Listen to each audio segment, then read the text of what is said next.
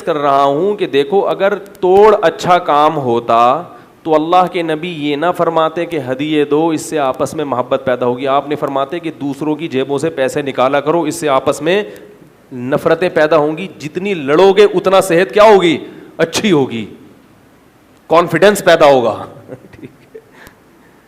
Tension ہوگی, اس tension میں اللہ یاد آئے گا تو اللہ کے قریب ہو جاؤ گے. سمجھ رہے ہو؟ یہ نہیں فرمایا نبی نے. چند چیزیں ہیں, وقت کم ہے, میں بہت ہی جو اہم چیزیں اس معاملے میں وہ تھوڑی سی میں آپ سے کے سامنے عرض کرنا چاہتا ہوں, جو میرا تجزیہ ہے جس کی وجہ سے ملکی سطح پہ بھی لڑائیاں ہوتی ہیں اور دفتروں میں بھی ہوتی ہیں, گلی محلوں میں بھی ہوتی ہیں اور گھروں میں بھی ہوتی ہیں. ان میں سب سے پہلا اور اہم پوائنٹ یہ ہے کہ ہم میں سے کسی بھی شخص کو یہ معلوم ہی نہیں ہوتا کہ میرا دوسرے پہ حق کتنا بنتا ہے. بات آ رہی ہے؟ میرا حق دوسرے کے اوپر بولو بھائی کتنا بنتا ہے, اور مجھے اللہ نے اس حق کی وصولی کے لیے اختیارات کس حد تک دیے ہیں. اپنے اختیارات سے بڑھ کر کام کی کوشش کرے گا, اور جو چیز آپ کا حق نہیں ہے اسے مانگنے کی کوشش کریں گے تو یہاں سے سامنے والے کے دل میں کیا پیدا ہوتی ہے؟ نفرت, بغض اور لڑائی. جب ایک چیز آپ کا حق ہی نہیں ہے آپ کیسے مطالبہ کر سکتے ہیں دوسرے سے؟ ایک صاحب نے مجھے کہا کہ میں نے کسی شخص سے کہا, ایک شخص میرے پاس آیا اور مجھے کہا کہ میرا یہ کام کر دو. کام بہت معمولی سا تھا, بہت ہی معمولی, لیکن وہ گوٹ اسی شخص کے ہاتھ میں تھی.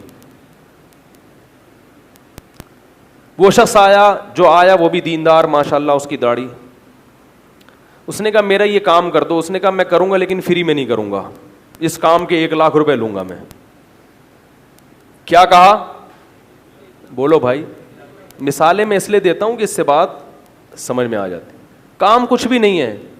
تو اس نے کہا یار اتنا سا کام ہے, کچھ بھی تو نہیں ہے, اتنے پیسے. اس نے کہا بب میں فری میں کرتا ہی نہیں, آپ کہیں اور سے کروا لیں یہ کام.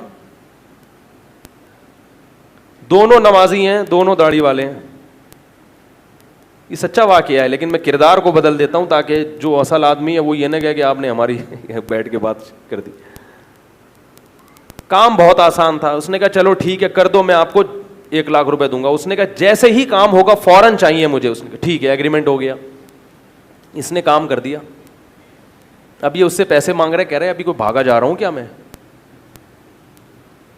کیا ایک دم بس یہ ہوتے ہی سر پہ کھڑے ہو گئے؟ یہ کون سا طریقہ ہے؟ کیا اسلام یہ سکھاتا ہے؟ اور تمہارا کون سا, کیا اس میں کوئی محنت لگی ہے؟ اب دونوں کا آپس میں کیا پیدا ہو رہا ہے؟ بغض. اس میں غلطی پر کون ہے؟ بولو بھائی.